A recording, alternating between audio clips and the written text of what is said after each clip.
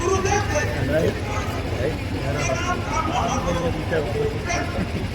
तो उन्होंने उसे प्रेरित किया। बाबा साहब भीमराव अम्बेडकर रखा, क्योंकि उनका बेटा गांव के रहने वाले और बाबा साहब ने अपनी पढ़ाई करके विदेशों में गए और बाबा साहब वो हस्ती है जो दुनिया में सबसे ज्यादा ज्ञानी अगर कोई है बाबा साहब के पास 32 degree 32 degree he was having 32 degree 32 degree और 9 भाषा के ज्ञाता थे और भारतवर्ष में सिर्फ 2 लोगों को डीएससी की डिग्री डॉक्टर ऑफ साइंस। पहला नंबर बाबा साहब अम्बेडकर, दूसरा में हमारे भूतपूर्व राष्ट्रपति के.आर. नारायण और ये दोनों दलित थे। दोनों के सिवाय भारतवर्ष में कोई डीएससी होल्डर आज तक नहीं है। ताली एक बार। और बाबा साहब की वो हस्ती थी जिनकी आज भी विदेशों में उनकी पूजा होती है। कोलंबिया यूनिवर्सिटी, अमेरिका के न्यूयॉर्क के कोलंबिया यूनिवर्सिटी के लेहमन्स कॉलेज ऑफ साइंस जो वहां पर है, कम्युनिटी साइंस लाइब्रेरी है, वहां पर जो साइंस का लाइब्रेरी है, social science library, Lehman's college of university जो है हमारा कोलंबिया, वहां पर लेहमन्स हमारा जो साइंस है, कौन सा साइंस, सोशल साइंस का लाइब्रेरी में कब प्रतिमा लगी लेहमन्स यूनिवर्सिटी कॉलेज ऑफ यूनिवर्सिटी जो हमारा है वहां पर कोलंबिया में लेहमन्स साइंस सोशल साइंस डिपार्टमेंट में। इसी तरह से उनका जो है जापान के ओसाका यूनिवर्सिटी में वहां पर उनका एक आगे उनका भी मूर्ति लगी। तो बाबा साहब जिस तरह से 32 डिग्रियां ली और जब वो भारत आए और भारत आने के बाद उन्होंने हमारी दुर्दशा को देखी, भारत के लोगों की, दीन दुखी लाचारों की, गरीबों की उन्होंने दुर्दशा देखी और उनके लिए काम करना शुरू किया। पहले हमारी बहनों को ब्लाउज पहनने का अधिकार नहीं था। जब पहला बच्चा होता था लड़का तो उनको गंगा स्नान किया जाता था और गंगा स्नान उनको गंगा में डुबा दिया जाए, इसलिए पहला बच्चा होगा इसलिए उनको डुबा दिया जाता था। जब बच्ची पैदा होती थी उनको अफीम चटाया जाता था, माँ के दूध में से उनको अफीम चटाया जाता था और बच्ची मार दी जाती थी। इसी तरह से चरक पूजा की जाती थी, जब फूल पूजा बनाए जाते थे तो नर बलि दी जाती थी। तो ये सब बंद हुआ और आगे चल के जब भारत आजादी के कगार पर पहुंचा तब हमारे राष्ट्र निर्माताओं ने सोचा कि हमारे संविधान, एक भारत में कानून बनाया जाए, एक संविधान किया। उन्होंने परिकल्पना की और उसको बनाने के लिए 9 दिसंबर 1946 को एक संविधान सभा की पहली बैठक हुई जिसमें 399 संविधान सभा के सदस्य थे और उसके अध्यक्ष हुआ करते थे तत्कालीन हमारे राजेंद्र प्रसाद, डॉक्टर राजेंद्र प्रसाद उसके अध्यक्ष हुआ करते थे और संविधान सभा के ड्राफ्टिंग कमेटी जिनको ड्राफ्ट करना था उनके अध्यक्ष थे बाबा साहब भीमराव। और इन्होंने अथक प्रयास से 2 साल 11 महीने 18 दिन में हस्तलिखित संविधान, भारत का संविधान विश्व का सबसे बड़ा हस्तलिखित संविधान है जो 2 साल 11 महीना 18 दिन में बनाया गया। और उस संविधान को बनाने के लिए उसका हस्तलिपि हैंड राइटिंग जो लिखा गया कैलिग्राफिक में उसका था हमारे बिहार के लिखने वाले जयनारायण जयजादा, राजनारायण बिहारी रायजादा, उन्होंने हाथ से लिखा और उसको हाथ से लिख के पूरा किया और उसको लिखने में 303 नंबर के निब, उस समय ऐसा फिर नहीं था, हुड़ताल हुआ करता था, निब उस समय 303 नंबर के पिन, 303 नंबर के पिन और होल्डार 254 होल्डार लगे और 303 नंबर के हमारे पास 432 निब उस समय संविधान लिखने में खर्चे। ताली बजाइए। संविधान लिखने में 432 निब 303 नंबर के और 254 होल्डार, तब हमारा संविधान बना। और संविधान की परिकल्पना जो उनकी प्रस्तावना में है। हम भारत के लोग भारत को एक प्रभुत्व समाजवादी धर्म की गणराज्य लोकतंत्रात्मक गणराज्य बनाना चाहते हैं। उनके प्रत्येक नागरिकों को सामाजिक, आर्थिक, राजनीतिक न्याय काहे के लिए? सामाजिक सोशल जस्टिस, आर्थिक इकोनॉमिक जस्टिस, राजनीतिक पॉलिटिकल जस्टिस और क्या चीज का लिबर्टी, और उनको विचार, अभिव्यक्ति, धर्म, विश्वास और उपासना की स्वतंत्रता। लिबर्टी और काहे के लिए? विचार के लिए, थॉट्स एक्सप्रेशन, धर्म के लिए, विश्वास के लिए, फेथ एंड वर्शिप के लिए उनको स्वतंत्रता दी जाए। और उन्होंने बखूबी से जिस तरह से हमारे संविधान की प्रस्तावना, हमारे संविधान आत्मा है, हमको मौलिक अधिकार देता है। संविधान के आर्टिकल 14 में कहता है समता का अधिकार। संविधान के सामने ये भारत में सबको समानता का अधिकार है, कोई भेदभाव नहीं, नो डिस्क्रिमिनेशन, सबको समता का अधिकार है। 15 में कहता है किसी भी जाति, धर्म, लिंग और जन्म के स्थान को लेकर किसी से भी भेदभाव नहीं किया जा सकता। और आर्टिकल 25 कहता है हमको freedom of conscience, free profession, practice and propagation of religion, अंतःकरण की स्वतंत्रता, अबाध गति से धर्म को मानने, प्रचार करने की स्वतंत्रता हमारा आर्टिकल 25 में और 26 में है। हर एक कौम को, हर एक धर्म को, उनको बचाए रखने के लिए मैनेजमेंट की स्वतंत्रता। और आर्टिकल 29 में कहता है उस धर्म को, उस समाज को और Indian protection in the interest of minority, अल्पसंख्यक को संरक्षण देने का अधिकार। और इस खूबसूरती को आज हम कुछ अर्सों बाद देखते हैं, हमारे ऊपर संविधान से खिलवाड़ किया जाए। संविधान में हमको समता का अधिकार दिया गया, संविधान में हमको किसी भी धर्म को मानने का अधिकार दिया गया। Free profession, practice and propagation of religion, अबाध गति से धर्म को मानने, प्रचार करने की स्वतंत्रता है। हाँ, जोर जबरदस्ती से किसी को नहीं किया जा सकता। हम भी इसको कंडेम करते हैं। यदि कहीं जबरदस्ती किसी का धर्म प्रचार किया जाता है, उसको जबरन किया जाता है, तो इसका हम कंडेम करते हैं। और धर्म जो है, यहाँ हमेशा बात पीछे धर्मांतरण, हम चर्च भी कर रहे हैं, उपासना भी कर रहे हैं। धर्मांतरण क्या है? धर्म प्रत्येक व्यक्ति का व्यक्तिगत आस्था और विश्वास का केंद्र है। हर आदमी को जबरदस्ती पानी छिड़क के आप धर्म परिवर्तन नहीं कर सकते। अनलेस अनटिल, जब तक अपने आप को अपने आस्था से, अपने मन से विश्वास न करें। आस्था और विश्वास का प्रतिफल है कि वह जिस धर्म को अंगीकार करना चाहे वो करे। लेकिन आज ऐसा हो गया, आज ऐसा नैरेटिव बनाया जा रहा है, एक नैरेटिव बनाया जा रहा है। कोई भी हुआ, आज जो बच्चे यहाँ पढ़ाई करते थे, मैं भी एक डॉक्टर हूँ, डॉक्टरी पढ़ने के लिए हमको भी मेडिकल कॉलेज में क्लिनिकल कोर्स करना, अटेंड करना पड़ता था। और 75% जब तक हमारी अटेंडेंस ना हो, हम मरीज को ठीक से देख के समझेंगे नहीं, हम मरीज का क्या इलाज करेंगे। तो इसीलिए उस बच्ची के साथ कोई अन्याय नहीं किया गया, उसका परसेंट, उसका अटेंडेंस। धन्यवाद। उसकी उपस्थिति 75% थी, कम थी। और क्लिनिक में भी जो काम था उनका, मिडवाइफरी और उनका जो सब्जेक्ट था, उसमें उनका जो इंटरनल असिस्टेंट होना, एग्जामिनेशन, वहां भी उसका प्रतिशत कम होने के कारण उन्होंने कहा कि प्रिंसिपल को कहा कि असाइनमेंट जो कार्यभार दिया जाता है उसमें आप दस्तखत कर दीजिए। दस्तखत होने से पता है तो उन्होंने उनके ऊपर प्रेशराइज करने की कोशिश की कि आप हमारे असाइनमेंट में साइन करें। कैसे असाइनमेंट में साइन होगा जब आपने अपना काम ही पूरा नहीं किया? तो उन्होंने विधि सम्मत कोई भी नहीं करेगा, उन्होंने नहीं किया तो उन्होंने दूसरे दिन दबाव देकर, उनको टेरर देकर, उनके साथ प्रेशराइज करके ये कहा गया कीजिए, अन्यथा आज हम देख रहे हैं उसी का नतीजा है।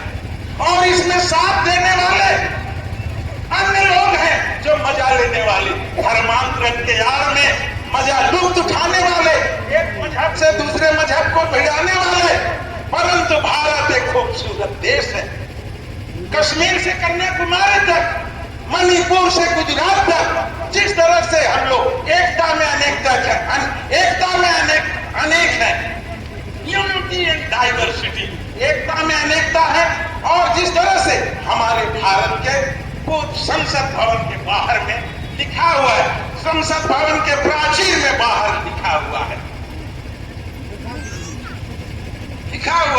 बाहर में लिखा हुआ है, अहम निज परोवेति गणना लघु चेतसा, अहम निज परोवेति गणना लघु चेतसा, उदार चरिता नाम था वासु है वह कुटुंब। उसके बाहर लिखा है, यदि मैं और मैं हूं तो वह निकृष्ट, ये घटिया इंसान का बात है, मैं और मैं। उदार चरित्र वाला बोलता है, सारा विश्व ही हमारा, उदार चरिता नाम था वासु है वह कुटुंब। उदार चरित्र वाला कहता है पूरा विश्व हमारा है। यहाँ तो हमारे देश में, हमारे जिले में एक दूसरे को नफरत से खंडित करने के, विभाजित करने की कोशिश की जा रही है। मजहब नहीं सिखाता आपस में बैर रखना, मजहब नहीं सिखाता आपस में बैर रखना, मजहब नहीं सिखाता आपस में बैर रखना। हिंदी है हम, वतन है हिंदुस्तान हमारा, हिंदुस्तान हमारा। अब तो बजा वतन है हम, हिंदुस्तान हमारा, हिंदुस्तान हमारा। आज हमेशा रोज नफरत का छींटे फेंके जा रहे हैं, न रंग मजहब का, न रंग मजहब का, न रंग नफरत का छींटो। रंग ऐसा भरो जिसके हर छींटे में मोहब्बत की मोहब्बत, रंग ऐसा भरो जिसके हर छींटे में मोहब्बत की मोहब्बत। यहाँ तो हम बात बात में धर्मांतर बाबा, हम आप हमको अलग मत कीजिए। और यहाँ साथ देने वाले कैसा साथ देते हैं, आज झूठ को सच बता देते हैं, झूठा मिथ्या आरोप लगाकर।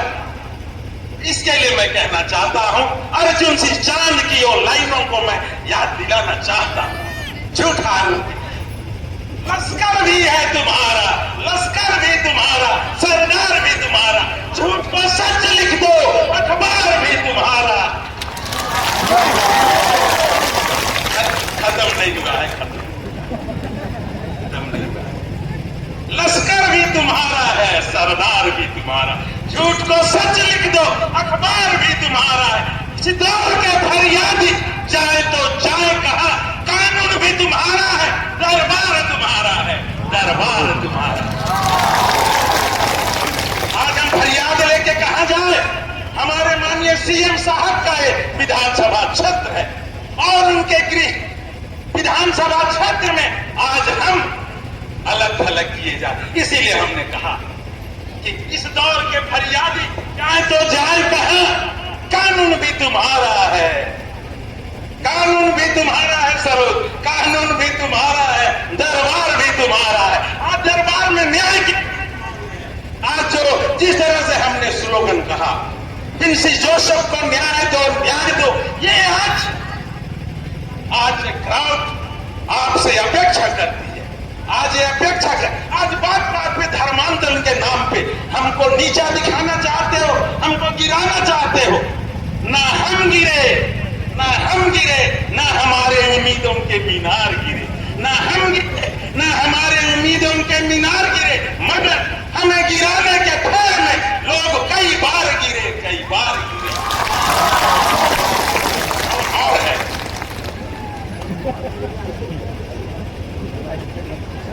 ना हम गिरे, ना हमारे उम्मीदों के मीनार गिरे, मगर हमें गिराने के फेर में लोग कई बार गिरे। हमें गिराने के फेर में लोग कई बार गिरे। सवाल जहर का नहीं था, उसने तो संग था, हंसते हंसते पी गया। तकलीफ लोगों को तब हुई जब हम पी कर जी गए, जी गए। आज इस तरह से आज हमको बाबा साहब अम्बेडकर की जयंती के अवसर पर जो उन्होंने संविधान पे हमको जो हक और अधिकार दिया, संविधान ही है, आजाद भारत में संविधान ही है कि आजाद नागरिक को हक और अधिकार दिलाने का एहसास दिलाता है। लेकिन यदि हमारे मौलिक अधिकार पर ही खतरा मंडराने लगे तो हमको मजबूरन रैली के रूप में, आक्रोश रैली के रूप में यहाँ एकत्रित होना है। आप यहाँ आए और आप लोगों ने यह एकत्रित होकर आक्रोश रैली के रूप में और बाबा साहब अम्बेडकर की 134वीं जयंती में आप लोगों ने शिरकत किया। पुनः आप सबको बहुत बहुत बधाई। पुनः और एक बात, किसके लिए रुका है, किसके लिए रुकेगा? करना है आज कर ले, वरना ये वक्त जा रहा है। जाते वक्त के साथ सबको ढेरों जोहार। मैंने कहा कि भारत में सिर्फ 2 ही लोगों को DSc डिग्री अवार्ड, बाबा साहब और KR नारायण। ये डिग्री 6 साल में पूरी होती थी, बाबा साहब ने इस डिग्री को 2.5 साल में पूरा किया। दे ताली। बाबा साहब ने डिग्री 6 साल में पूरी की, इसलिए उनको नॉलेज ऑफ सिंबल के नाम से जाना जाता। अंत में रुतबा मेरे सर पर तेरे संविधान ने दिया है, रुतबा मेरे सर पर तेरे संविधान ने दिया है, ये सम्मान भी तेरे संविधान ने दिया। और उनको जो मिला है उनके मुकद्दर से मिला होगा। हमें तो ये मुकद्दर भी तेरे संविधान से मिला है, तेरे संविधान। बहुत बहुत धन्यवाद। इसके बाद अभी हमारे बीच में उपस्थित हैं श्री श्याम सुंदर मरावी जी, सर्व आदिवासी समाज ब्लॉक अध्यक्ष सभा को उद्बोधन करेंगे। श्याम सुंदर मरावी, जोरदार एक बार उनके लिए।